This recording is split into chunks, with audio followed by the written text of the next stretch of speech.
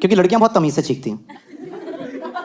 हाँ? नहीं, कुछ तो छींकती नहीं, वापस अंदर ले जाती हैं, ये रोक लेती हैं, कुछ पावर्स होती हैं इनमें यार।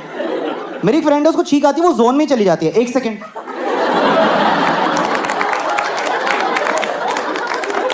गई।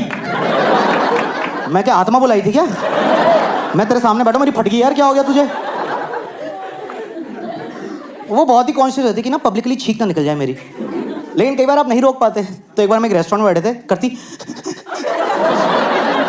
मैं क्या हो गया, करी,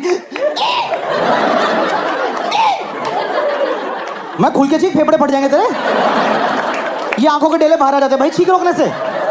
और वो इसमें भी एम्बैरेस हो गई है, sorry, oh God, oh father, I have sinned.